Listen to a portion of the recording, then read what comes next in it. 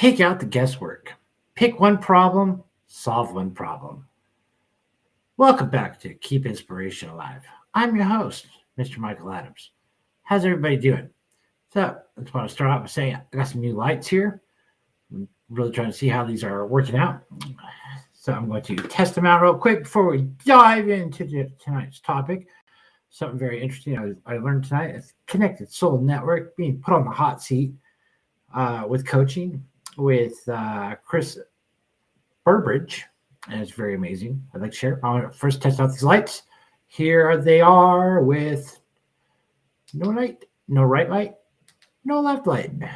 I guess that is a big difference, isn't it? Let's turn it back on. Whoop, whoop, whoop. All right. Yeah, that's very bright. So I got a gift today from Kabir Wolf. Totally surprised me. I got these light system, and he gifted me with some lights. I'm like truly honored. I know they're going to do amazing. One of the things I'm realizing right now is the outlets. So I need to get one of those extenders. What are those called? Splits, dongles. What are those things called? Like where you plug in one and then it has like two outlets that you can like do a 2-for-1.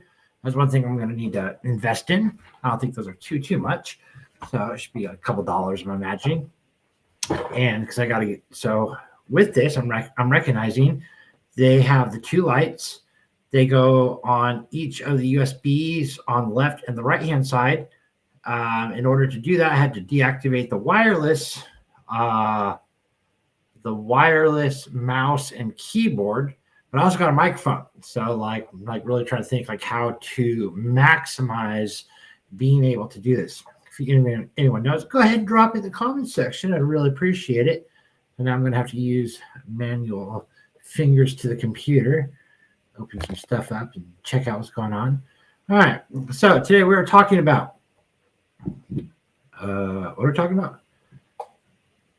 Solve one problem. Oh, pick one problem, just solve one problem. So this is a very interesting thing. So we put on the hot seat and talked about with Chris Burbridge, very, very calm, mellow, just like down to earth entrepreneur, coach, intuitive. He's got a lot of backing. He's a jack of all trades type of thing. And he went around and he was like sharing like a little dynamic of like what he did. He went to a psychic fair and he was like supposed to put all the stuff together, and then time just kind of like got away from him. And he's like, oh, I didn't really make any of that stuff. I didn't have time for that, but I need to make like some kind of calling to let people know what it is I'm doing. And he just made like a really simplistic board. And it was just like very straight to the point on what it is that he does to help people. And so like then he went around the group at the Connected Soul Network and was helping us to really like identify like when we do sales or whatever. He's like, is anyone want to volunteer? And I'm like, well, I'll volunteer first. Why not? And then, I shared, sales. I'm not really, I'm doing more of like the dynamic of like writing a book. And I'm going to, so I guess it would be like, that'd be like promotion of the book. Later on, I do want to be a coach, but that's like down the line a little bit. I feel I need to get some kind of footing place first. And he repeated back what I was sharing with him. And he's like, yeah, that makes sense. And really get like monetized and different dynamics to get that book going and then step into like that leadership of all that. So I was sharing with him, with the resolving the unresolved issues. He's like, well, first off, I shared a little bit about my story. And he's like, all right, so what are the dynamics of like what it is you're doing? So like resolving your unresolved issues. It's kind of vague. And I'm like, yeah, all right. So like really think about this within yourself as well. When you are building something, what it is that you want to do, and like really hone it in, like who is it you're helping, and like hone it into like a one sentence that what you can do. I guess this kind of comes back to also what Sean Cannell talks about on the Think Media with YouTube. He talks about this as well. So there's another dynamic with another person like sharing this. You don't want to make it about you. I've heard this a lot, and I'm really working on like, relinquishing that to like really hone in to find like who it is, the people that I work with, to like spin it around. I've noticed that in the past that when I share my story, it really inspires a lot of people. That's the direction I kind of like have been going about it, and I'm not really sure how to like shift that dynamic to like who is the audience. So it's like, well, it's like I've overcome narcotics, so maybe that could be a dimension of it. Helping other people like through that journey. I've always struggled with that dynamic as well. I know addicts are, and I was sharing this with Chris Burchard as well. Addicts, they're very difficult people, and so I struggle. I've really like struggled with that dynamic of like who it is I really want to work with. He's like really focus on the 20%, and you want to like really hone in on like one focal point. What it's like, pick one thing, pick one problem to solve one problem. And when he was at the psychic fair, when he was doing this, he was sharing that it was actually very slow, and a lot of other booths were kind of complaining like, oh, it's real slow, I didn't really get anything. But he was full. Like, it didn't matter like how slow it was. He just created something within like 3 days. He really like thought about it. And he created like a one-liner, who he helps, and like bullet points of the things that he does.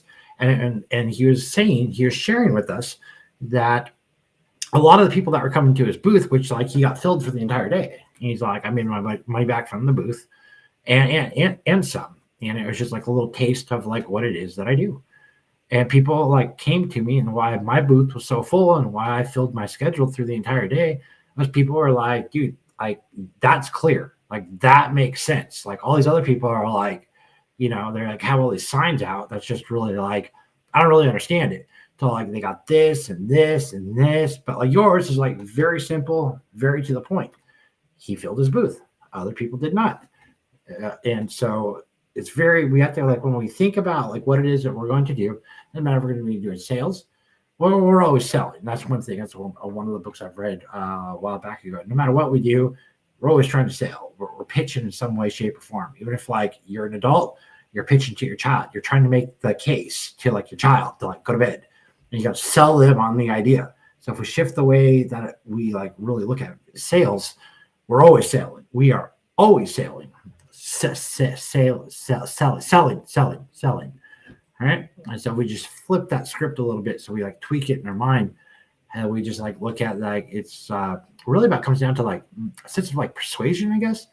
Like help people like understand like why they need it. Why like make the best case. Persuasion into the best case scenario. To have people like think like, oh yeah, you got a point. Even when we go out on dates, it's like someone's got to come up with the idea of where they want to go. Someone's got to make the case. That is selling on some level. I gotta remember that. I just said that. I gotta remember that. And so really like hone it in. So like my case scenario, like what's going on with me right now is like I'm trying to like hone in on like, well, your story is really amazing. And there's a couple other people in the group, and they're like, yeah, it sounds like you have the same problem with Mike. It's Michael. You guys got to like hone in. It's you guys have like amazing stories, and you can incorporate that, and that can actually be the subtext. I'm going to keep the other people anonymous because it's not my place to share their story. It's probably why I just end up sharing my story, and I just talk about myself because I don't really know how else to like, talk about other people in groups, because I think that's supposed to be kind of confidential, and I do respect confidentiality. So I share my story, and I try to like give it a spin for you guys to think about within yourselves as well.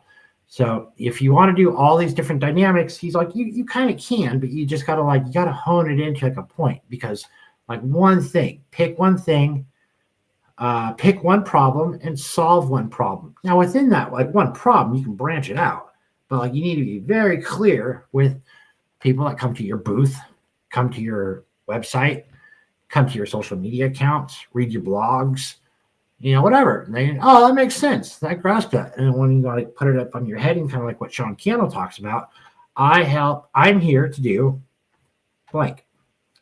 I help people do blank. Something like that. That. You got to think about that. But it's like you want like a one-liner, what you do, why you're here, and what you do, what problem you're going to solve. And so kind of like thinking about that and that dynamic as well. So now I'm recontemplating the book. So I want to make it a little bit more punchier. Since I already am doing one more edit on it, I got the whole book written out. I'm loving it. It's great. It's phenomenal. It's fantastic.